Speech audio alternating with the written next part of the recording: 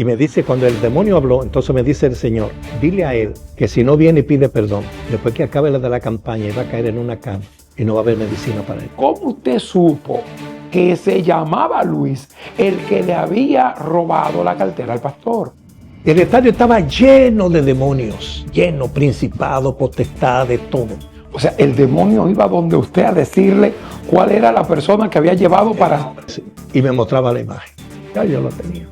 Cuando yo me convertí al mes, el Señor me bautizó con su Santo Espíritu al mes, me llenó por completo. Sencillamente vino un ángel. Un ángel. Yo estaba dormido con mi esposa en la cama, se me paró al lado y me dijo, tienes dos opciones, te convierte o te muere. Orando, mi espíritu seguía orando y yo durmiendo. Y él quería atacar mi cuerpo, él quería ahorcarme. Pero mi espíritu salió a pelear con él. Y mi espíritu lo reprendía. Y él decía, yo no me voy hasta que tú no me llames por mi nombre. Conozco a Gigi Ávila. Establecimos una amistad año 1972. Y Dios me concede una relación con él en la que aprendí algo más allá. Todavía en la oración secreta de él. Porque yo llegué a orar en secreto con él en su habitación. Y esa ventana que abrió Daniel le permitió a él entrar al mundo espiritual. Amados, que el Señor les bendiga. Para nosotros es una gran bendición poder estar con ustedes en este espacio que hoy sé que va a ser de mucha bendición y edificación para el cuerpo de Jesucristo. Nos hemos trasladado a la ciudad de Bonao, la Villa de las Hortensias, ciudad de Dios.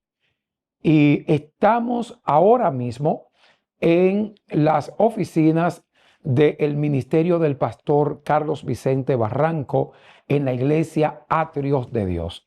El pastor Barranco es un general de la fe en la República Dominicana, un padre de multitudes en este país y fuera de él, un hombre que su trayectoria habla por sí misma y hoy nos ha permitido poder llegar hasta aquí y entrevistarle. Dios le bendiga mucho, Pastor Barranco. Amén. Gracias por estar con nosotros y alabamos a Dios en este momento.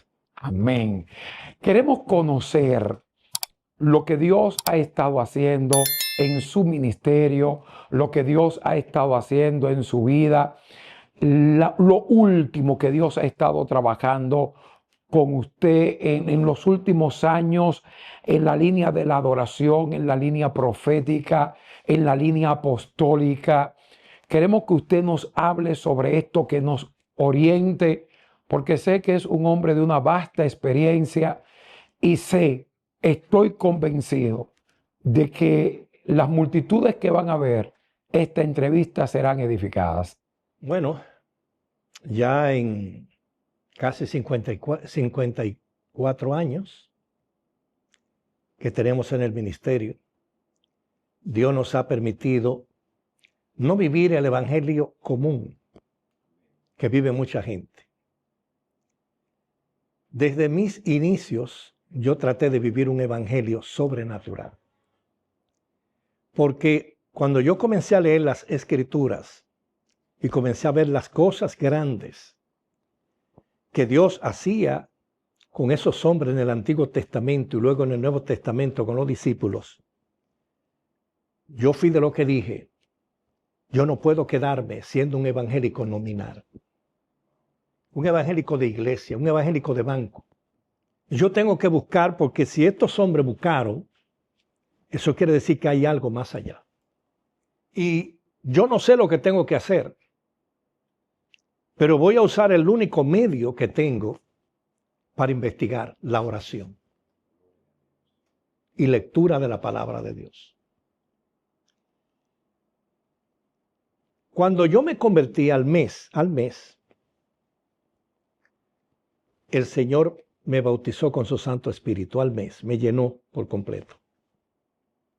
Y me convertí de una forma voluntaria. Nadie me empujó para que me convirtiera. Sencillamente vino un ángel. Un ángel. Yo estaba dormido con mi esposa en la cama. Se me paró al lado y me dijo, tienes dos opciones. Te convierte o te muere. ¿Cuál de las dos escoge? Y yo le dije, me convierto. Y no amaneció bien cuando ya yo estaba buscando una iglesia para convertirme al Señor. Eso me dio un avance de lo que yo quería. Una presencia de Dios en mi vida. Y la trajo ese ángel. Entonces, yo me convierto y en donde yo trabajaba en la Falcon Bridge, tenía un compañero de trabajo que subía con su Biblia. Y a mí me gustaban que me leyeran las historias de esos hombres de Dios. Las historias bíblicas. Sí, de esos hombres de Dios. Yo sentía un gozo tan grande como si fuera yo que estuviese viviendo eso. Y entonces él me invitó a orar con un grupo de oración que ellos tenían en el pueblo donde él residía, que era cerca de aquí en Piedra Blanca. Y cuando salíamos libres los dos, pues nos juntábamos con ese grupo de oración, porque yo lo que quería era aprender a cómo orar. No orar como una cotorra en un palo seco. Orar sin sentido, orar sin un propósito. Y aprendí algunas cosas con ellos. No lo que yo estaba buscando, pero aprendí algo para comenzar. Y eso me permitió a mí, pues luego buscar más a profundidad en Dios. Y cuando yo comienzo a buscar más en profundidad en Dios, haciendo silicio, durmiendo de rodillas, yo me despertaba varias veces en la noche y era orando. Mi espíritu seguía orando y yo durmiendo. Y mi espíritu orando porque yo le pedía al Señor que mientras yo dormía mi espíritu siguiera orando y Dios me permitió. Su espíritu oraba, sí, y usted dormía. Y mi esposa me decía, pero tú amaneciste orando. Digo, no, yo amanecí durmiendo, orando. Mi espíritu oraba. Y eso me permitió encontrarme una madrugada con una situación un poquito complicada espiritualmente, del mundo espiritual. Porque llegó un príncipe a mi casa que yo no lo conocía. No tenía ningún conocimiento de los príncipes de las tinieblas. Y él quería atacar mi cuerpo, él quería ahorcarme. Pero mi espíritu salió a pelear con él. Y mi espíritu lo reprendía. Y él decía, yo no me voy hasta que tú no me llames por mi nombre. Y mi espíritu le preguntó, ¿y cuál es tu nombre? Con la autoridad de Dios. Y él le dijo, yo me llamo Faraón. Y mi espíritu le dijo, ¿cuál es tu trabajo? Él me dijo, atormentar la mente de los cristianos. Y entonces yo lo llamé por su nombre, Faraón, o mi espíritu lo llamó por su nombre. En el nombre de Jesucristo, sal fuera. Y él se fue. Impresionante. Ahora, en ese momento, como yo estaba nuevo, no entendía mucho las cosas, pero ahora sí entiendo. Y el Señor me llevó a una dimensión ahí que yo desconocía. Y que hoy en día muchos cristianos quieren entrar en esa dimensión, pero no saben cómo. Y a veces piensan que con los muchos ayunos que hacen y las oraciones van a entrar en esa dimensión. Y no es así. Lo que Dios necesita es que la cosa comience adentro, en el corazón. Que los cambios se produzcan dentro. Y que nosotros desarrollemos una fe en el Espíritu para poder entrar en ese mundo espiritual. En el Espíritu. Porque hay gente que con la boca cree, pero su espíritu duda. Y dijo Pablo, cuando escribió la carta a los Romanos en el capítulo 1, verso 9, dice, Dios me es testigo de que en mi interior yo le sirvo. Ahora, usted mira a mucha gente en las iglesias, pero en su interior, en el interior, ¿cuánto le sirven a Dios? Es a Dios que tenemos que convencer que le servimos. Entonces yo comienzo a buscar más a profundidad y a leer, y me encuentro en las Escrituras con Daniel. Daniel, el profeta Daniel, que me gustaba mucho su lectura. Y cuando comienzo a leer en la historia, voy leyendo las cosas que hacía. Aprendo muchas cosas de él. Eso me ayudó. Luego, con el tiempo, conozco a Gille Ávila. Establecimos una amistad año 1972. Y Dios me concede una relación con él en la que aprendí algo más allá, todavía en la oración secreta de él, porque yo llegué a orar en secreto con él en su habitación. Con Gille Ávila. Sí. Y eso nos permitió establecer una relación de intimidad que yo llegué muchas veces y lo encontré llorando a Gille Ávila por las pruebas, los problemas, las situaciones que estaba pasando. Y él me pedía, ora por mí, con imposición de mano, para que mi espíritu sea confortado. Y yo oré varias veces por él. Y él oró por mí también. Hubo una ocasión que usted ministró junto con él, ¿verdad? Sí.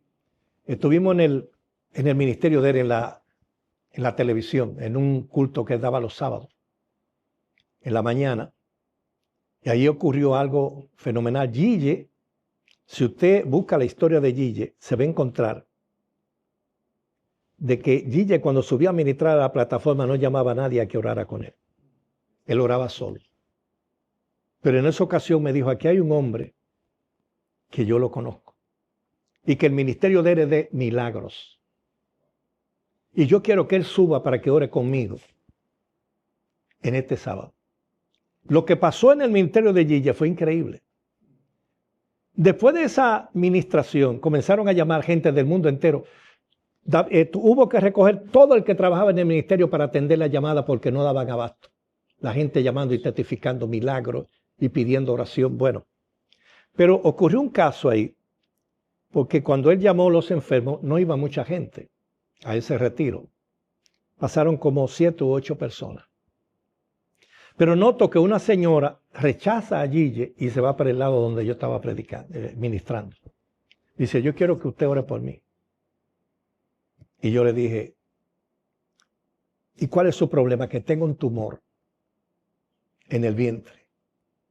Y ya Gille ha orado 7 veces por mí y yo no me sano. Y yo le dije, ¿y usted cree que yo la puedo sanar? No, Dios me puede sanar, pero si usted ora. Yo le dije, no, porque ya usted no cree en la oración. Porque todas esas veces que usted ha pasado aquí y no se ha sanado es que ya usted no tiene fe en la oración. Pero le voy a dar una oportunidad de ver si Dios puede hacer algo en usted. ¿Usted cree lo que dice la Biblia? Sí, yo creo lo que dice la Biblia. La Biblia dice que con la ropa de Pablo tocaban los enfermos y se sanaban. ¿Usted cree eso? Sí, yo lo creo. Y me quité la corbata. Le dije, tóquese con esa corbata. Y cuando ella se tocó, se le fue el tumor, Gille voló. Y dijo, yo nunca había visto una cosa así. Gloria sea el nombre del Señor. Y Dios la sanó. Volviendo otra vez a lo que comenzamos. Entonces, ¿qué pasa? Dentro de la historia que estoy leyendo sobre Daniel, me encuentro que Daniel era hijo de príncipe. Daniel no era un preso, no era un esclavo. No, era hijo de príncipe. Pedido por Nabucodonosor que le cogieran esos hijos de príncipe. Yo no sé si era de una de las tribus, porque esas tribus tenían príncipe, o era de una descendencia ya de rey. Pero Daniel es llevado junto con 3 jóvenes más al palacio. Entonces, me parece que Salomón, dentro de su locura, mandó escoger a 4 jóvenes sin él darse cuenta que iban a cumplir un propósito en el reino de Babilonia. Un reino impío, un reino de maldad, un reino de tinieblas. Y vemos en esa historia cómo hombres pueden desarrollar ministerio en reinos de tiniebla y de maldad. Sí. Y de pecado. Porque esos jóvenes sacaron a relucir algo que ellos traían desde Jerusalén. Una relación que no era conocida, donde estaba lo oscuro y lo oculto, donde estaba la tiniebla esa relación que tenían esos jóvenes con un Dios que fue el creador de todas las cosas, el Señor de todas las cosas. Esos jóvenes pudieron manifestar el poder de ese Dios. Y lo mostraron en la palabra. Pero lo que más me impresiona es cómo Dios trabaja con Daniel. El trabajo espiritual de Daniel. Dios comienza a preparar a Daniel para un propósito mayor dentro del reino, dentro de los 4 reinos o los 4 reyes que Daniel participó.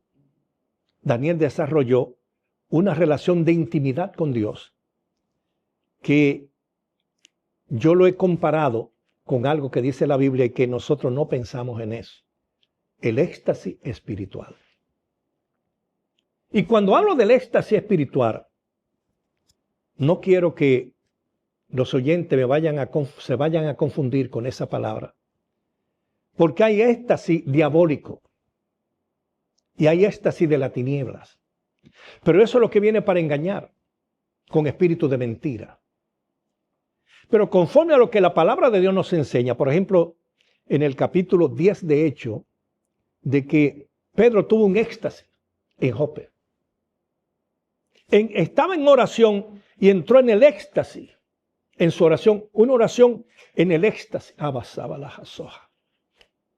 Una oración que entra en el éxtasis espiritual. Y Pablo, en el capítulo 22 de los Hechos, habla de ese éxtasis espiritual que tuvo cuando Jesucristo se le aparece. Estamos hablando de salirnos de lo normal, de lo natural, de lo común. Y quiero comentar un poco sobre ese éxtasis espiritual que debemos nosotros encontrar cuando nos apartamos para Dios.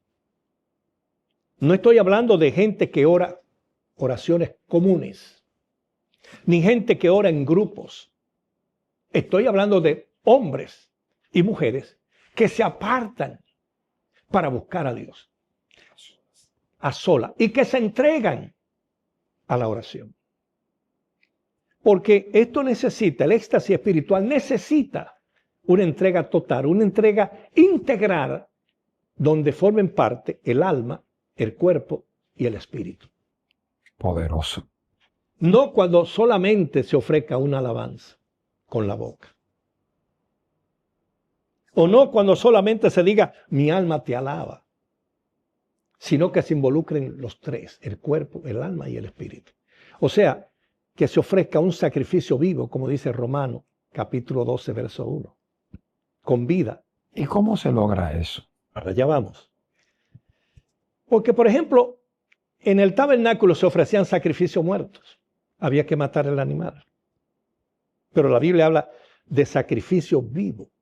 Que usted con vida se entregue en un sacrificio, en una adoración que demuestre que usted ama a Dios. Daniel, por ejemplo, en el capítulo 10, el capítulo 6, verso 10 de Daniel, dice que, hablando en el capítulo 10, comienzo en la parte principal, cuando el rey Ciro de Persia decide nombrar sátrapas para manejar su reino. Pero sobre esos sátrapas escoge 3 gobernadores. Póngale atención a esto que le voy a decir, porque esto viene desde lo profundo de Dios. 3 gobernadores. Pero dice que dentro de esos 3 gobernadores estaba Daniel, quien dice tenía un espíritu superior a los otros gobernadores. ¿En qué consistía ese espíritu superior? Es que Daniel, aunque no era reconocido, era un embajador del cielo en Babilonia. Me voy al mundo espiritual. Daniel era un gobernador espiritual de Dios en Babilonia. Y cuando hablo de gobernadores espirituales, estoy hablando de gente que entran en los secretos de Dios, que conocen a Dios en el secreto, no de los que conocen a Dios en público. Son los que han entrado ya a la cámara secreta de Dios o al lugar santísimo de Dios. Estamos invitados a entrar allá. Ahora, no mucha gente sabe cómo entrar. Cristo abrió el camino para entrar allá. ¿Y qué pasa? Los otros sátrapas y los otros dos gobernadores se levantan contra Daniel, porque era que no podían resistir la sabiduría que había en Daniel, pero ellos tampoco entendían qué pasaba en Daniel. Daniel era un representante del reino de Dios en medio de las tinieblas. Y se mantenía puro, no se corrompió, no se dañó, mantenía su cuota de oración, mantenía su tiempo con Dios a pesar de toda la grandeza que tenía. Eso no le llenó los ojos, porque Daniel tenía los ojos puestos en el Señor, en el reino de Dios. Entonces, él como gobernador espiritual del reino, representante del reino de Dios,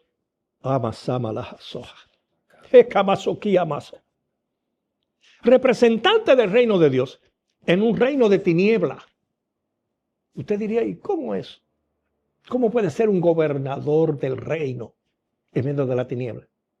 Daniel manejaba el reino de la tiniebla con una vara que Dios le dio como gobernador, una vara de oración. Y allá pasaba lo que él quería. La oración es una vara que Dios pone en las manos de sus hijos. Wow. Dependiendo cómo Dios lo quiere usar. Esa vara de oración a veces se convierte en vara de poder. ¿Por qué Moisés, cuando peleaba con Amalek, levantó la vara al trono? Era la vara de poder que él tenía. Dios mío. Pero hay varas de milagros. Hay varas que abren camino. Hay varas que establecen reino. Porque cuando Jesús le enseña a los discípulos, ahora le dice, pidan que venga el reino en oración. Es una vara de oración para establecer un reino. Ahora, ¿qué pasa con este hombre que me lo miraban sencillo, no agresivo? No gente que andaba buscando peleas, ni discusiones, ni pleitos, ni insultando, ni acusando. Él entendía su ministerio. Yo estoy aquí representando un reino. Y aquí va a pasar lo que mi rey quiera, no lo que quiera este rey. Era el gobernador representante del cielo. Cuando se levantan contra él, y él oye el edicto de que no se le podía pedir nada a ningún otro Dios, nada más que al rey.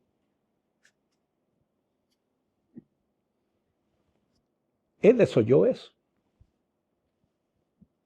Y dice la Escritura que él se fue a su aposento.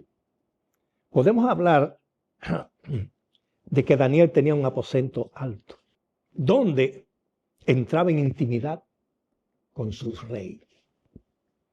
Y ese aposento alto que él tenía una ventana que daba a Jerusalén. Sí. ¿Y por qué él tenía esa ventana y la abría la ventana y oraba para que lo miraran desde lejos? Porque esa ventana lo conectaba con la ciudad del gran rey, Jerusalén. Que aunque no tenía templo, pero él seguía siendo el Dios de Jerusalén. Y él era su embajador. Un embajador que vino de la ciudad del gran rey a Babilonia. Y que no permitió a él que lo pusieran como esclavo.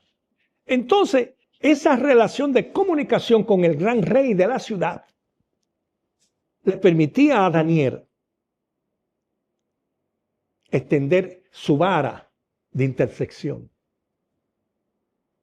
No solo por él, sino por el pueblo de él que estaba subyugado en Babilonia. Ahora, lo de esa vara está profundo. Sí. Porque estamos hablando de un elemento, un instrumento para hacer milagros, para manifestar poder, para abrir camino. Pero fíjese que Daniel abrió una ventana. Pero cuando vino Cristo, se permitió que se abriera una puerta. Juan abrió la puerta. Y esa ventana que abrió Daniel le permitió a él entrar al mundo espiritual. Esa ventana de oración. Sí. Esa ventana de oración, vamos a llamar así en el Nuevo Testamento, ya es una puerta. Nicodemo fue a tocar esa puerta, llamada Jesucristo, que es la puerta. Él dijo, yo soy la puerta en San Juan 10. Él fue a tocar esa puerta para que se abriera. Pero el Señor le dijo a Nicodemo, para ver el reino, hay que nacer de nuevo. Para verlo nada más, hay que nacer de nuevo. En el capítulo 3, verso 3, pero en el capítulo 3, verso 5 le dijo, para entrar, son dos cosas diferentes, una es ver y otra entrar. Para entrar, aquí vamos a entrar ahora a lo que tú quieres saber. Para entrar, tiene que nacer del agua y del Espíritu. Tú conoces eso y lo conocemos todo lo evangélico. Pero ¿cómo se opera ese nacimiento? Si nos vamos a Juan otra vez, porque Juan es el que escribe más profundo en el Nuevo Testamento, porque era el que dormía en el pecho del Maestro, conocía los secretos del Señor. Juan dice en el capítulo 1, verso 1, dice que en el principio era el Verbo, y el Verbo fue con nosotros. Dice, y el Verbo se hizo carne y habitó entre nosotros. Ahora, ¿qué está diciendo Juan ahí? En el principio Jesucristo era la palabra. Pero esa palabra se convirtió en carne. Y al convertirse en carne, dice habitar. Habitar quiere decir se convirtió en un tabernáculo. Jesucristo era el tabernáculo de Dios entre nosotros. Poderoso. Habitó entre nosotros como tabernáculo para que nosotros ministrásemos en él. Pero dice en el verso 11, para abajo, el verso 12. Vámonos al 12. Cuando dice, a lo suyo vino y los suyos no les recibieron. Más a los que los recibieron, él le dio potestad de ser hechos hijos de Dios. Le dio potestad de que sean hechos. No le dijo, ya son hijos de Dios. A los que creían en él. Dice, le dio potestad de que sean hechos hijos de Dios. No dijo, ya ustedes son hijos, ustedes van a ser hijos de Dios. Pero la gente no lee el verso 13, que está más para abajo. Que dice, los que no son engendrados de carne ni de sangre, ni por voluntad humana, sino que son engendrados por el Espíritu Santo. ¿Qué te está diciendo ahí? El Espíritu Santo es el vientre espiritual de Dios donde se forman los ministros. Wow. Donde se forman los ministerios. Y hay que meterse en el vientre del Espíritu Santo para nacer de nuevo, porque ahí está el agua y ahí está la bendición de Dios. El agua y el Espíritu. Eso está profundo. Jesús dijo que los que creían en él de su interior Correrían ríos. de agua viva. Porque es el agua del Espíritu. Es el agua del Espíritu. Entonces, ese nuevo nacimiento que Jesús le está diciendo a Nicodemo, él no lo entendió, no lo podía entender. Ese bautismo en el Espíritu, hay que sumergirse dentro del Espíritu para ser bautizado, como se sumerge dentro de las aguas. Sumergido en el Espíritu. Sumergido en el Espíritu. Y eso se consigue a través de la oración y la adoración. O sea, a través de la oración yo recibo la llenura del Espíritu Santo. Y la adoración, porque tiene que adorar también. Ok. Tiene que hacerlo con reverencia. Las dos cosas. Entonces, cuando tú experimentas eso, es cuando tú entras en el éxtasis. Porque ya no eres tú. Ya es el Espíritu en ti. Yo he tenido en mi experiencia, en ministraciones, momentos cuando el Señor me saca. Y es Él el que ministra. Y los ojos me cambian de colores. Y el Señor comienza a ministrar él. Comienza a ministrar como Él quiere. Ahora, llega un momento cuando ya Él se va. Y entonces usted tiene que callarse ya. Porque ya Él hizo lo que iba a hacer. Ya, Él terminó. Ahora, el problema está cuando usted quiere seguir añadiendo. Y eso le pasa a muchos predicadores. Y a los profetas. También. Por eso hablan de más. Y por eso dice la Biblia que el espíritu del profeta tiene que estar sujeto al profeta. Entonces, ¿qué logra Daniel en esa habitación, en ese aposento alto? Porque la gente cree que para que Dios lo bendiga, tiene que meterse en unas alturas. Yo siempre he creído que donde quiera que usted está, usted puede constituir un aposento alto. Porque lo que estamos hablando es de implementar algo nuevo espiritualmente hablando para usted. ¿Por qué escoge Jesucristo el aposento alto? Bueno, él quería escoger adoradores de las alturas y lo subió allá. Adoradores de las alturas. Ahora, ¿por qué escoge precisamente la fiesta de Pentecostés? No sé si tú has leído, Isaac, dónde se celebró el primer Pentecostés. El primer Pentecostés se celebró en el Sinaí, en el monte Sinaí. 50 días después que se fue sacrificado el cordero, a los 50 días estaban en el monte Sinaí y ahí descendió Jehová. Ese fue su primer Pentecostés. O sea, ahí se celebró una fiesta, en particular la fiesta de la liberación. Deja ir a mi pueblo para que me celebre fiesta en el desierto. Ahí fueron libres, ahí. Pero cuando entran a Canaán, se celebra la fiesta de la promesa, porque era la tierra de la promesa, el Pentecostés de promesa. Y cuando llegan ya a Jerusalén, ahí se celebró otra fiesta. ¿Qué pasó con esos 120 más? Eran 500. ¿Y dónde están los otros? Que no subieron. No esperaron. Se quedaron 120 y más. ¿Qué representaban esos 120 y más ahí? Era la cosecha del Señor Jesucristo. La primera cosecha. Tabernáculo era primera cosecha que se cogía. Sí. Esa gente, esos 120 y más, representaban la primera cosecha del Señor. Y lo que pasa ahí es sobrenatural. Porque en el templo se encendían grandes lámparas para simbolizar el fuego que cayó en el monte, el Pentecostés del monte. Prendían grandes lámparas, pero ahí Jesucristo prendió a los 120 y más con llama de fuego. Tremendo. Y se lo presentó al Padre.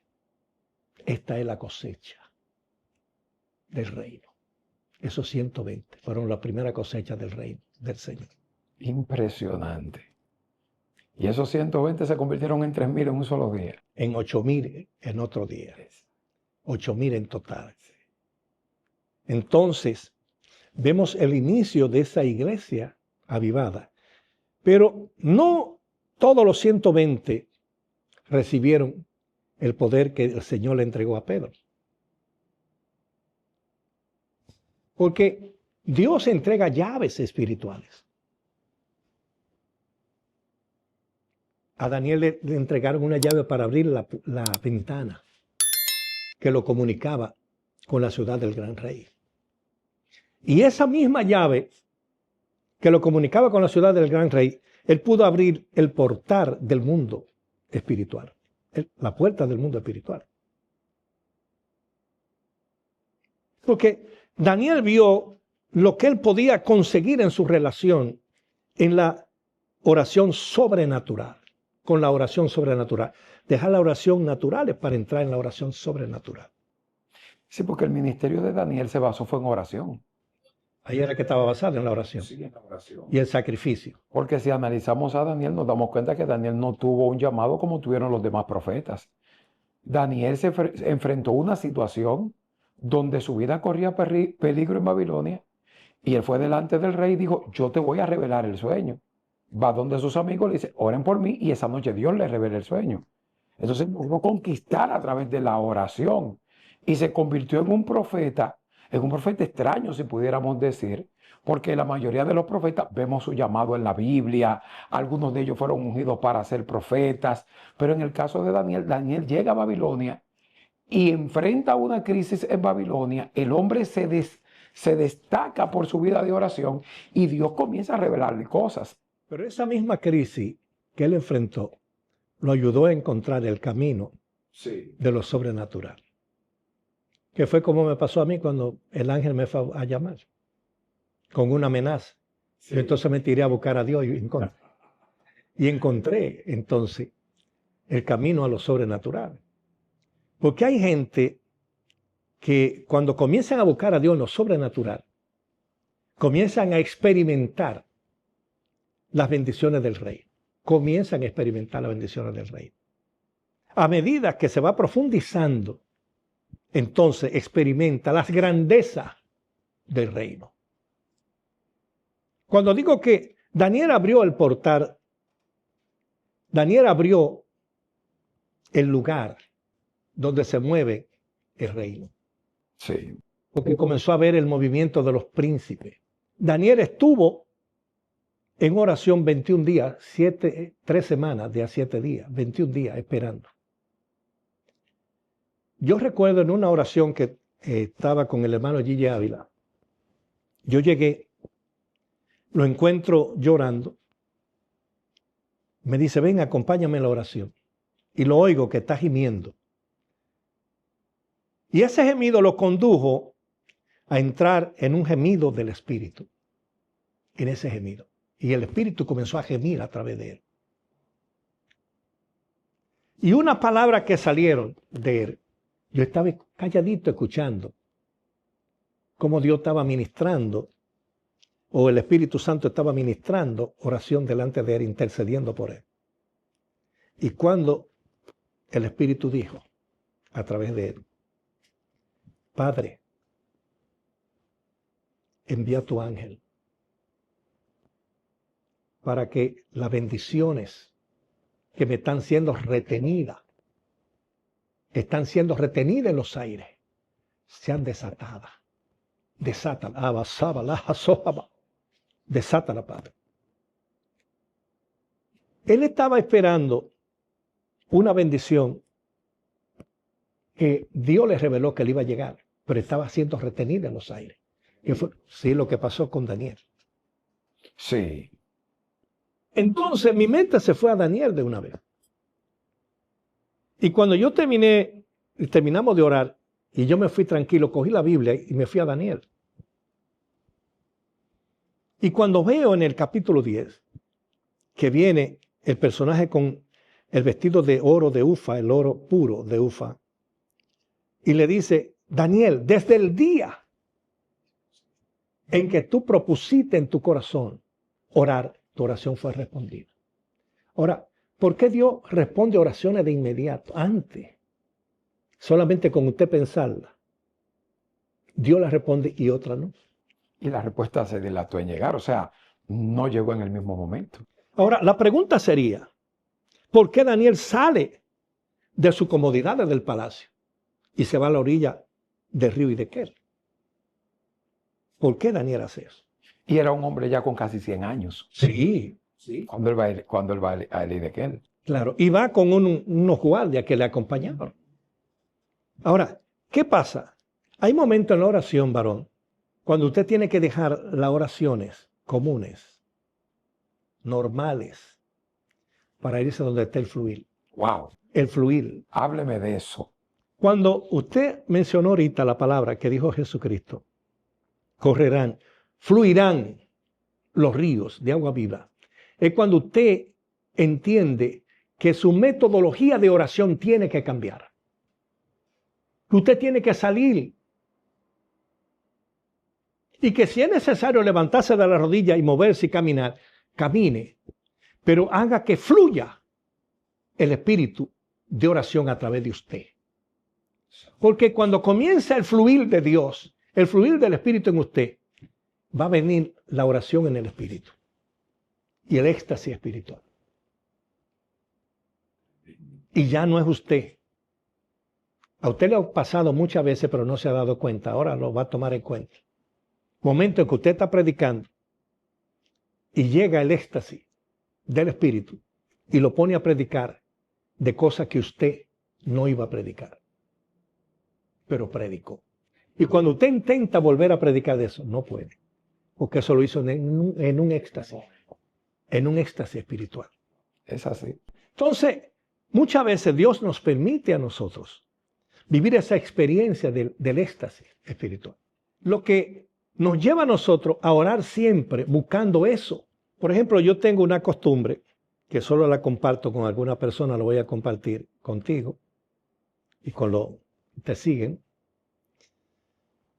de que cuando yo tengo un compromiso de predicar, yo siempre me levanto temprano, de madrugada, antes de que salga el sol. ¿Y sabe por qué lo hago antes de que salga el sol? Porque el Señor me dijo, mira, tu oración hazla siempre antes de que salga el sol. Durante el día, alaba, adora, bendice. Y si tienes chance de orar, ora.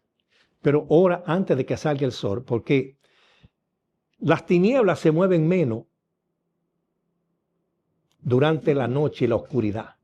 Cuando la gente comienza a levantarse, entran en función todos los demonios. Tremendo. Entonces, yo aprovecho ese tiempo antes de que salga el sol para acercarme a la presencia de Dios en oración. Y ahí comienzan a llegarme las visiones, las revelaciones de Dios, el conocimiento, la sabiduría. Yo tengo cosas escritas que mis hijos será lo que la van a publicar, porque yo no puedo publicarla todo, de tantas cosas que toda la madrugada el Señor me ministra.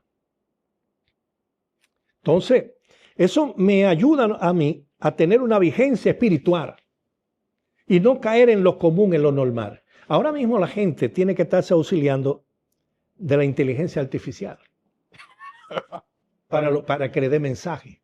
Porque no Impresionante. que es muy diferente a algo, a un logo que te da a ti la inteligencia artificial, pero cuando tú buscas en la presencia de Dios, tú recibes un rema. Sí. Un rema de Dios. Sí. Y ese rema que tú recibes de Dios, cuando tú lo comunicas, el pueblo es impactado por ese rema. Pero eso tú lo consigues a través de esa oración que tú logras sobrenatural. Cuando tú logras establecer la oración sobrenatural. Pasó con la madre en el Cantar de los Cantares, que ahora va a salir mi primer libro, sobre los secretos de la adoración. Lo que está detrás del velo, los secretos de la adoración. En el Cantar de los Cantares. El proceso que tiene que pasar la amada, la iglesia, en la cámara secreta de Dios. Es que es muy diferente que una persona aprenda a cantar, sea un técnico en el canto, en la música, a una persona que sea Dios que lo ministre y lo enseñe. No es igual que una gente venga desde su casa y se suba al púlpito a cantar, a uno que ya de antemano llegó al templo y vino a presentarse delante de Dios y a ofrecer su sacrificio espiritual antes de subir. Tremendo. El que llegó antes y ofreció su sacrificio espiritual antes de subir al templo, ese va a ser bendecido, porque ya sacrificó. Y por eso tuve mucha gente hablando en lengua en el púlpito, pero nada más en el púlpito, no pasa nada en el pueblo. No llega hasta las faldas. No desciende esa unción. Y la unción tiene que descender hasta alcanzar lo que está en los bordes, varón. Sí, llega hasta el borde. Pero eso se consigue de rodillas, porque el adorar no es una profesión, ni es una cosa emocional. El adorar necesita un éxtasis espiritual. Pastor, durante mucho tiempo yo le he seguido su ministerio, he seguido su trayectoria y he visto a Dios usarle de una manera muy poderosa, impresionante.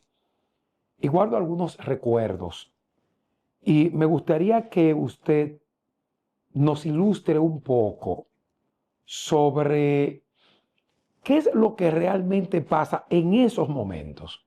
Por ejemplo, yo estaba en una cruzada donde usted estaba predicando en el sector Barrio México, en San Pedro de Macorís.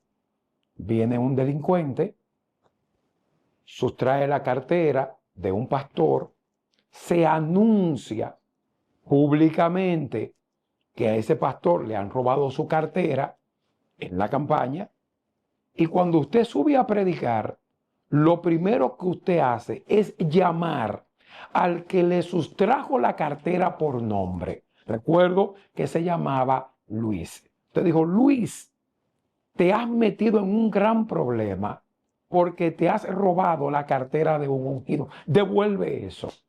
Unos minutos después pasa el joven llorando al altar y entrega la cartera. ¿Qué pasó ahí? O sea, ¿cómo usted pudo discernir o vino un ángel y le habló? ¿Cómo usted supo que se llamaba Luis el que le había robado la cartera al pastor? Hay algo que te voy a compartir sobre eso. La primera vez que yo fui a San Pedro de Macorís, fui porque el Señor me habló en un sueño. Me dijo, ve a San Pedro y lleva un gran avivamiento. Y yo llegué allá y encontré a Manuel Rivera, pastor de la Iglesia de Dios Pentecostal. Tú no habías nacido cuando eso. Era pastor de la Iglesia de Dios Pentecostal por ahí cerca del barrio México. Entonces, él me abre la puerta y vamos a visitar algunos, cantidad de pastores de la Asamblea de Dios y otros para esa actividad. Yo le cuento cómo Dios se manifestó en New Jersey, me habló y el Espíritu Santo le confirmó. Ellos decidieron apoyarme. No pudimos conseguir el estadio, sino que lo dimos fuera del estadio. Y el Señor me dijo que llevara un gran avivamiento. Pero ¿qué pasa? Cuando llega el tercer día, yo no veo el gran avivamiento. Por lo que cuando yo salgo del culto, yo digo, voy a amanecer de rodillas para que tú me digas qué pasó aquí. Porque yo no estoy viendo el gran avivamiento que tú me dijiste. Estoy en una pelea espiritual con el que me mandó. Porque no estoy viendo.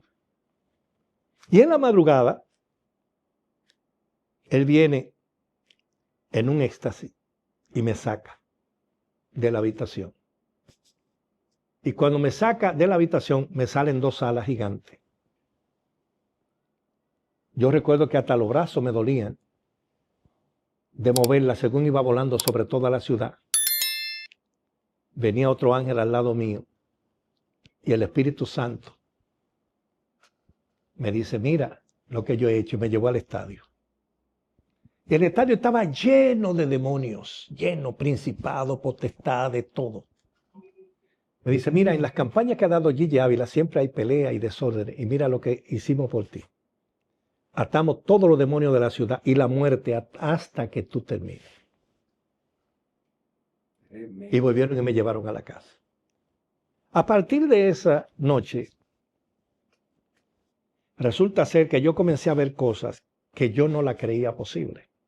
Pero en Dios no hay nada imposible. Yo comencé en campaña a ir y vi personas usadas por espíritus. Por espíritu, que la llevaban a la campaña a hacer maldades. Para distracción. Para que se le fuera el gozo a muchas personas. Y entonces, cuando yo vi lo de los demonios, lo que Dios hizo por mí, ¿sabe lo que yo comencé a hacer? Yo le dije, Señor, tráeme ese demonio aquí. Y que me diga cómo se llama la persona. Y el demonio venía. O sea, el demonio iba donde usted a decirle cuál era la persona que había llevado para... Y me mostraba la imagen. Ya yo lo tenía. Y eso pasó con Luis.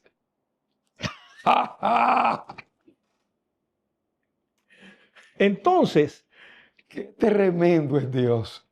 Yo he visto demonios predicando, hablando y diciendo y acusando. Porque los demonios usan la gente y después lo acusan. Y yo oraba, por ejemplo, cuando ocurría eso, mire, yo estuve en un pueblo que no voy a decir porque una vez testifiqué eso y me causó un problema fuerte. Yo estuve en una ciudad donde hubo un joven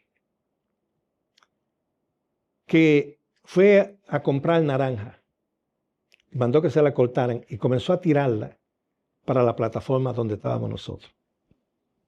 Y cuando yo vi que le cayó una a un pastor, y el pastor se sintió mal, yo le dije al Señor, dame el nombre, trae el demonio que usó ese muchacho, que me diga el nombre. Vino el demonio y me dio el nombre. Se llama fulano. Y me dice, cuando el demonio habló, entonces me dice el Señor, dile a él que si no viene y pide perdón, después que acabe la de la campaña, va a caer en una cama y no va a haber medicina para él. Wow. Y di el nombre. Y le dije, te voy a contar 3 para que pase. Si no pasa, después que termine la campaña, tú vas para una cama. Y no va a haber medicamento para ti, ahí te va a morir. Dios mío.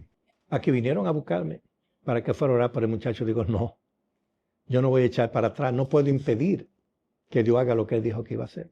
El joven no pasó. Creo que pasó 2 meses o 3 y ahí se murió. Entonces, ahora, ese es un nivel de autoridad. la vara de la oración. La vara de la oración. Recuérdate que te dije que yo oré Sí. para que el Señor lo trajera. Entonces, es un nivel porque a mí me ocurrió algo. Porque es la primera vez que yo escucho algo igual. O sea, yo no había escuchado a nadie hablar así. Y ese tipo de testimonio, ese tipo de experiencia, para mí ahora mismo yo la estoy escuchando por primera vez. O sea, que un demonio venga, yo traje a fulano. Entonces hay que tener un nivel de autoridad bien fuerte en el Señor. Claro, porque a mí me hicieron gobernador. El ángel del Señor me llevó al templo de Dios, en el monte de Dios, y mandó a que me vistieran de sumo sacerdote. Y me dio una vara de oro. Tremendo. Me dijo, con esa vara tú vas a manejar reinos, potestades, príncipes de las tinieblas y espíritu. En el reino de la tiniebla o en el reino espiritual, yo soy un gobernador del Señor para la gloria de Dios. No me glorío de eso, pero para la gloria de Dios. A mí vienen los demonios y me dicen quiénes están en adulterio. Yo tengo a fulano usándolo en adulterio y fornicación. Ahora que usted tocó ese tema, yo viví otra experiencia con usted. Por cierto, aquí yo ando con Juan, que conoce la historia a fondo. Usted estaba ministrando y el baterista estaba en pecado. Y usted lo dijo. Usted dijo, el baterista no está caminando como Dios quiere. El baterista está mal y no debería estar tocando la batería. Unos días después, yo hablé con el baterista. Por cierto, Juan lo sabe. Hablé con el baterista. Y él me dijo que no, que él estaba bien. Que todo en su vida estaba bien.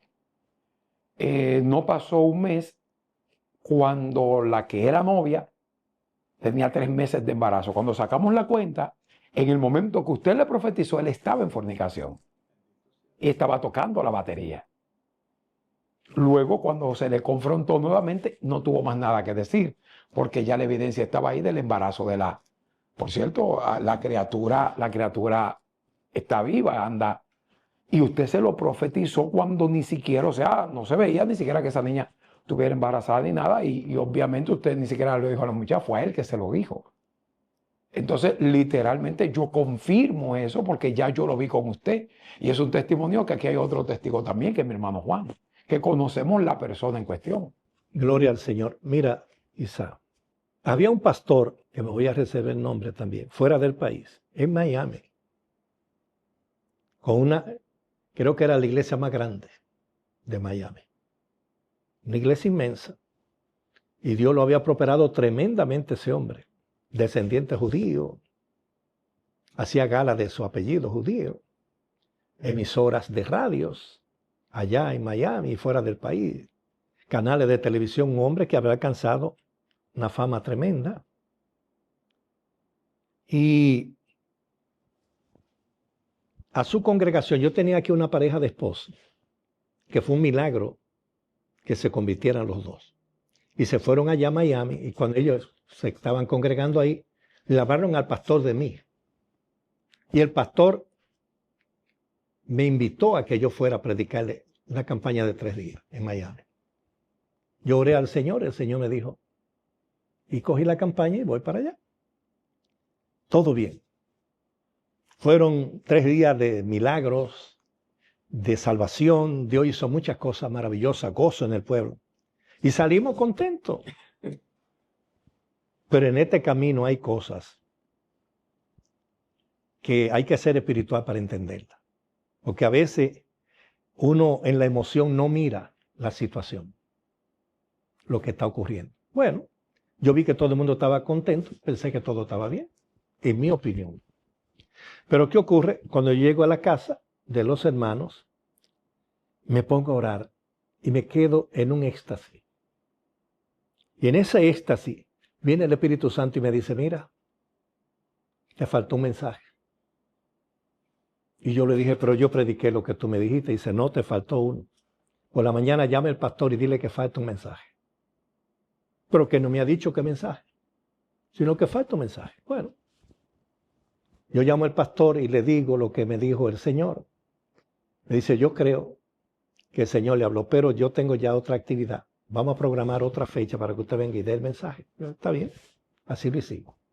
Pero yo no sé cuál es el mensaje. Llega la fecha y Jehová no me ha dicho cuál es el mensaje. Voy yo preocupado en el avión orando, pero Jehová, ¿y cuál es el mensaje? ¿Qué tú quieres que le dé? Bueno, llego a la casa y estoy orando. No me dice. Cuando llego a la iglesia y entro, todavía no me ha dicho cuál es el mensaje. Cuando estoy sentado en el púlpito, me dice el Señor, abre tu Biblia.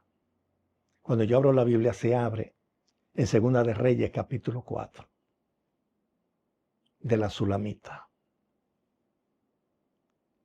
que dice que su hijo murió. Y ella, como una mujer de fe, no quiso aceptar que su hijo había muerto y lo subió a la parte, al aposento alto del profeta y acostó en la cama al niño. Y el Señor me dijo, tú lo vas a poner por título, varón de Dios, hay un muerto en tu cama. Hay un muerto en tu cama. Varón de Dios, hay un muerto en tu cama. Bueno, yo estoy orando, digo, bueno, si eso es lo que tú quieres que yo haga. Varón, cuando me han entregado, yo comienzo muy bien la historia.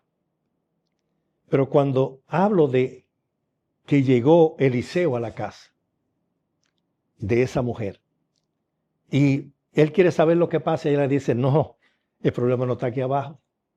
El problema está en tu habitación. El problema está en tu cama. Hay un muerto en tu cama. Y tú tienes, porque tú fuiste que formaste esa vida, que profetizaste esa vida, que salvaste esa vida, tú tienes que salvarla. Tú tienes que levantar esa vida. Yo no voy a aceptar excusas. No, no, no, no.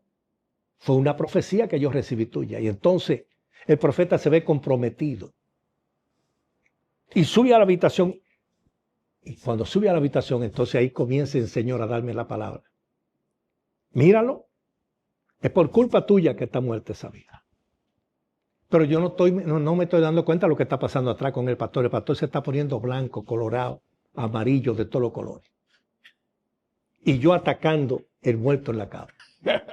Y atacando el muerto en la cama. Y tú eres responsable, tú eres el que tiene que resolverlo. Arrepiéntete. Solté esa, arrepiéntete. Ahí, compadre. Ahí fue que le picó. Bueno, yo hago el llamado, pasan las armas, oro por los enfermos y entonces le entrego a él. Me lo arrebató el micrófono. Él no me lo quitó porque sabía que yo estaba bajo la unción. Por eso no se atrevió. Y comenzó por ese micrófono a decirme que los dominicanos somos esto, que somos lo otro. Uno orgulloso que no creemos que sabemos más que todo el mundo. Y que somos más santos que todo el mundo.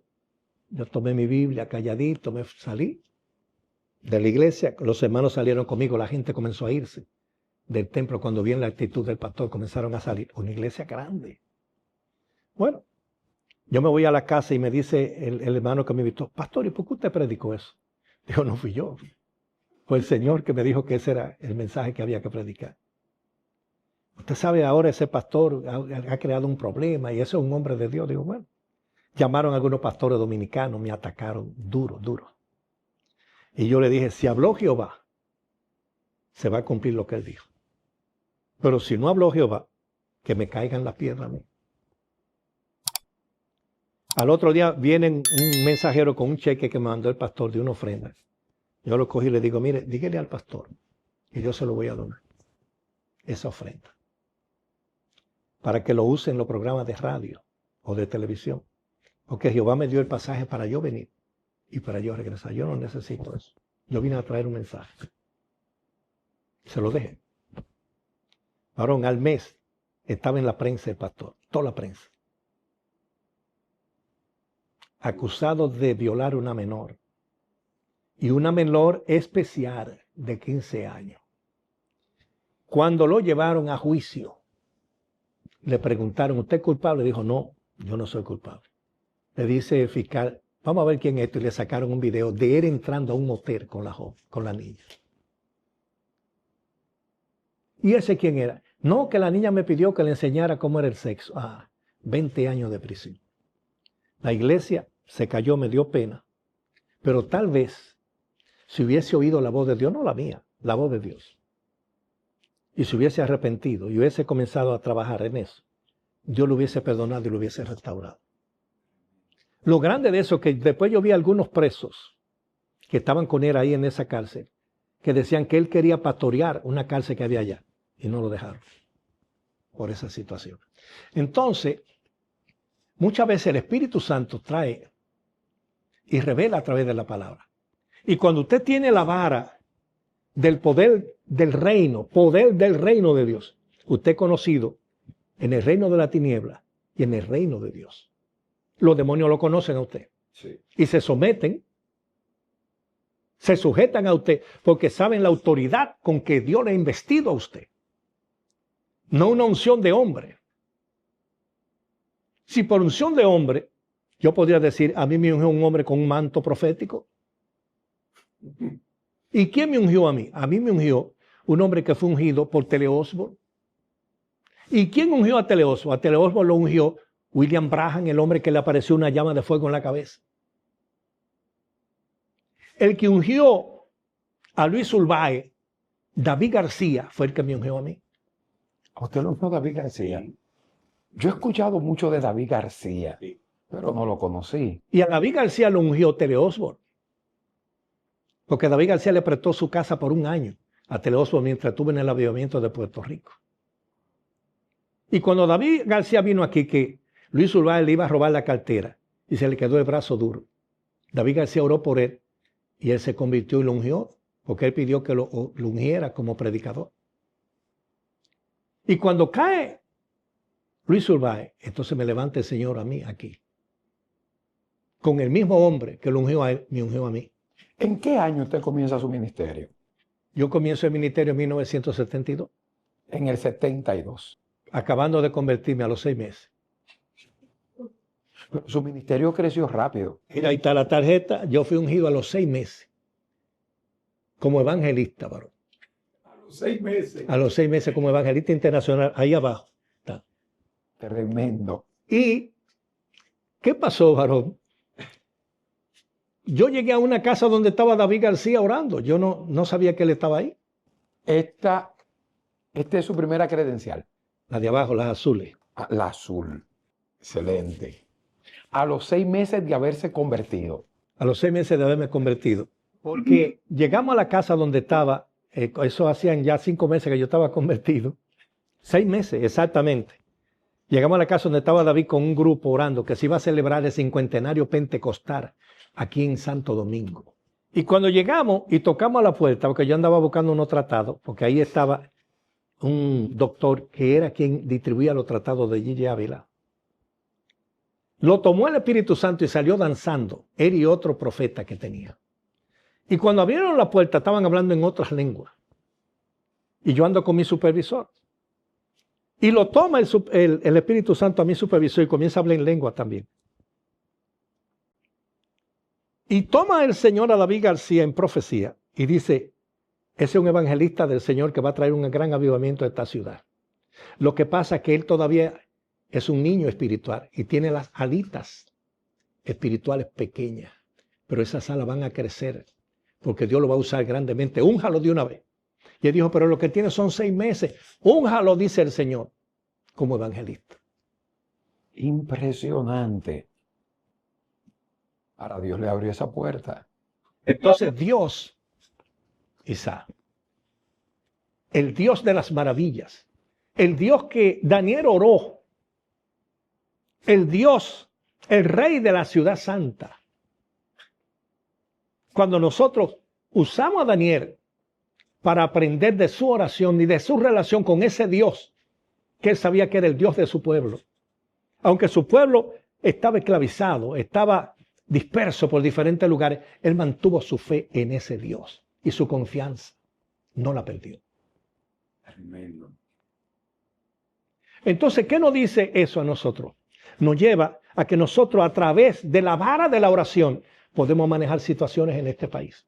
Sí. Cuenta ver cuántos años han pasado de que aquí directamente no entra un ciclón, entran por abajo, por arriba, viento, pero que ha entrado a la ciudad, como el ciclón David. Muchos años. Porque esta tierra tiene un gobernador. El último que vimos que creó cierto estrago en el este, el capital, fue el York. Y de eso hace 26 años. Entonces, fíjate, cuando Dios establece autoridad en pueblos y en países y en naciones. Y muchas personas desconocen el reino de Dios. Y como desconocen el reino de Dios y cómo Dios establece su reino, y a quien Dios le da posiciones y a quien Dios no le da. Mira el caso de los jóvenes del hijo de Tareseba en el capítulo 19 de los Hechos, que fueron a reprender un demonio en el nombre del Dios que predicaba Pablo. Demonio, en el nombre del Dios que predica Pablo, sal fuera. Y el demonio le dice, yo conozco el Dios que Pablo predica y conozco a Pablo, pero ¿ustedes quiénes son? O sea que Pablo era conocido en el reino espiritual. ¿Pero por qué? Pablo era un hombre del éxtasis espiritual. Hechos capítulo 22 lo dice, que Pablo habla de ese éxtasis espiritual que él tuvo en la ciudad cuando entró, de cómo se le apareció el Señor. No se le aparece el Señor a todo el mundo.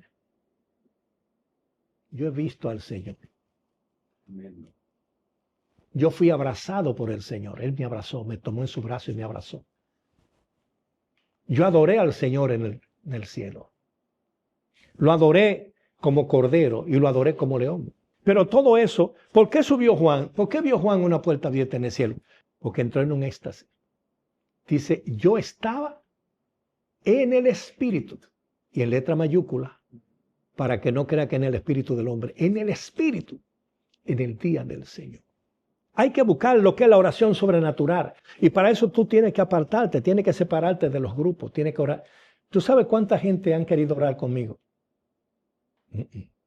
A menos que Dios me lo diga. Porque yo no voy a buscar gente que me distraigan. Cuando yo voy a buscar un tiempo con Dios, es un tiempo con Dios. Ni siquiera mi familia.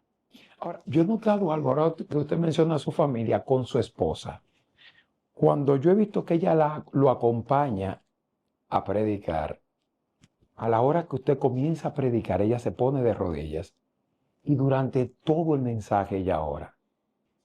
Eso es algo que Dios se lo puso a ella. Yo no se lo pedí nunca. O sea, Dios lo trató con ella personalmente. Porque la Biblia lo mandó de dos en dos. Entonces, cuando su compañera entiende que está ministrando, el siervo del Señor se pone de rodillas, no el esposo. Mi esposa trabajaba, hacía bizcocho, ganaba mucho dinero. ¿Y a quién le daba los diezmos? A mí, decía, tú eres mi pastor. Mi esposa me traía los diezmos a mí. O sea, hay una coinonía, una comunión y un respeto. Entonces, si su compañera no respeta su ministerio, usted no tiene nada. Eso es verdad. Eso es verdad. Pero muy profundo. Porque hay muchas, o sea, se dan muchos casos entre los matrimonios de cristianos, gente en el ministerio. Pero mira, por ejemplo, nosotros tenemos 5 hijos, mi esposa no podía tener hijos. Yo la llevo a cualquier médico y dice que no puede tener hijos, pero tenemos 5. ¿Por qué? Porque una de las cosas que tú logras con la vara de la oración es levantar vallados. No dice Ezequiel que Dios andaba buscando hombres que levantaran vallados. ¿Y qué es un vallado? Es un cerco. Es un cerco. ¿Y qué tú crees que pasaba con Job? Estaba cercado. Y cuando Dios le entregó todo lo que tenía Job en las manos del diablo, ¿qué fue lo primero que hizo Satanás? Lo destruyó, los animales. ¿Pero por qué los animales, varón? Porque los animales eran lo que le ayudaban a mantener el cerco. Sí, porque era con lo que él presentaba los sacrificios. Entonces Dios va a atacar a todo aquello. ¡Wow! Tremendo. Todo lo que tú usas para mantener ese cerco, ese vallado, lo va a atacar el diablo. Y es por eso las batallas que pelean en las iglesias, los ministros pelean, varón. Porque el diablo va a atacar eso. Pero esa misma vara es la que cubre las brechas. espirituales. Es la que tapa la brecha. Dios estaba buscando un hombre que hiciera vallado y se metiera en la brecha. ¿Tú sabes por qué Moisés vio gloria? ¿Por qué Moisés vio la gloria de Dios? Cuando él le dijo a Jehová, muéstrame tu gloria, capítulo 33 del Éxodo. Oye la revelación. Jehová le dijo, cosa difícil me ha pedido, no le dijo imposible, difícil, porque no hay hombre que me vea y siga con vida. Pero mira, yo tengo un lugar de donde se puede ver mi gloria. Al lado mío hay una piedra. Wow. Dice, yo te voy a sentar en esa piedra. A Cristo al lado mío. Te voy a sentar en esa piedra. Y cuando venga mi poder y mi gloria, mi mano te va a poner detrás de la piedra. Y por la hendidura, tú vas a ver mi gloria. Por la herida. ¿Usted sabía que esa fue la herida que le causó Moisés a la roca de Oreb en el desierto? Por la herida que tú abriste por ahí. Tú vas a ver mi gloria. Yo viví eso porque a mí me subieron al lugar, al monte. El ángel del Señor. Por la escalera de Jacob yo subí. El ángel me subió. ¿Cuántos peldaños tiene esa escalera? 20. Me dijo, son 20, pero que son 20 niveles espirituales. Son niveles espirituales. Me dijo, cada nivel tiene 3 procesos. El ángel del Señor. Y para tú subir de un proceso a otro, de un nivel a otro, tienes que pasarle los 3. Si no pasa los 3, tú vuelves para abajo otra vez. En todo el tiempo que tú tienes en el Evangelio, tú tienes el nivel 17, te faltan 3, que es el nivel de bendición. Dice, pero ¿sabe qué? El Señor dijo que te subiéramos al nivel 20. Él me dijo, ¿por qué? Por eso fue que mandaron a hacer el lugar santísimo, de 20 codos de largo por 20 de ancho. Porque el 20 es el número de la plenitud de Dios, me dijo el ángel. Dice, el Señor te está esperando allá en el nivel 20. El ángel subió conmigo, me sacó del nivel 17 y me llevó allá. Allá estaba Jesús. Cuando yo llegué le vi las heridas de la mano, del costado y de los pies. Pero no me pude resistir. Yo caí llorando a los pies del Maestro en sus heridas. Y pidiéndole perdón por los pecados míos, de todos los pastores, de todo el mundo. Yo estaba intercediendo por el mundo entero por los pecados. Y él se inclinó. Me tomó por los brazos y me levantó. Y me puso frente a él como estamos nosotros. Yo miré sus miradas profundas de amor. Su pelo blanco. Y me abrazó. Me apretó contra su pecho. Me dijo ahí, aquí te amamos mucho. ¿Y sabe por qué te subimos aquí? Porque el Padre dijo que te subiera. El Padre. Wow. Porque Él te ama. Y si Él quiere mostrarte la gloria que le mostró a Moisés. Pero tengo que abrazarte para que tú no mueras. Porque si no lo hago te va a morir. Dice, no tenga temor. Y comenzó ese viento a soplar. Rugiendo, rompiendo los montes, varón. Y esas voces, y esas bocinas, y esa trompeta, y ese clamor de ángeles gritando y dando gloria. Y cuando venía toda esa gloria, me abrazó y me apretó duro. Y yo temblaba, mi cuerpo quería desarmarse en pedazos. Temblaba todo ese monte, varón. Y él me decía, no tengas temor, que no te va a pasar nada. Yo te tengo apretado junto de mis heridas. Con sus brazos heridos, él me abrazó. Y me dijo, ya viene la espalda de Jehová.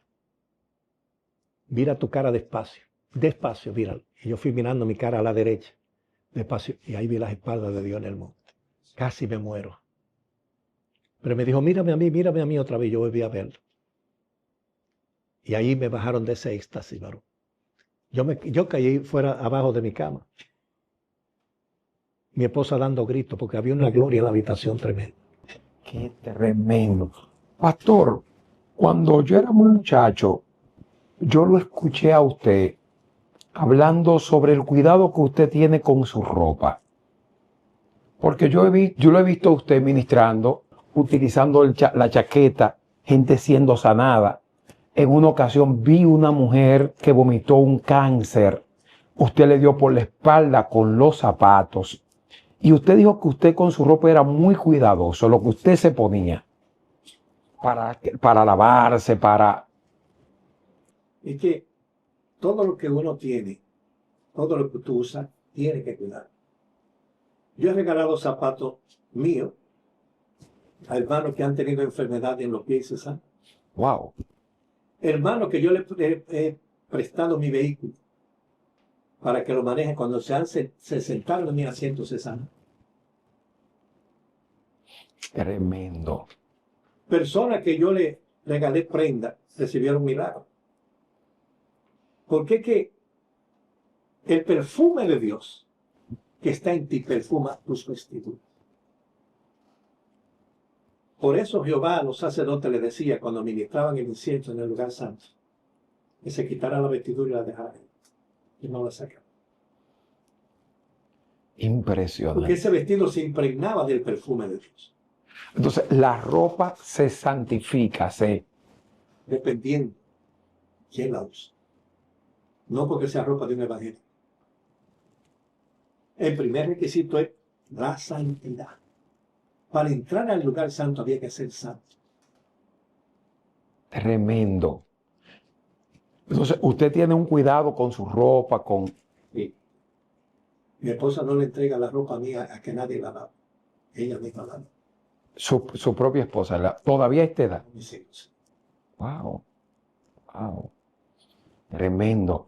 ¿Usted sabe por qué yo le digo? Porque como usted sabrá, hoy en día hay como una cualquierización de los santos.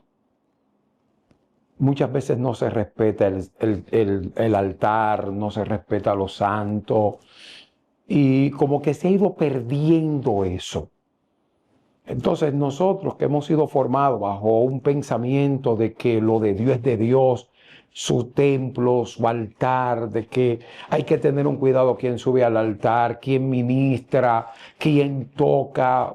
Por cierto, hoy vemos casos de congregaciones donde los músicos ni siquiera son cristianos. Los alquilan de una banda y los ponen a tocar en la iglesia. Entonces hay un descuido como de los santos, una profanación de los santos, con lo que yo en lo personal no voy de acuerdo. Y que lo que buscan es emoción, no unción.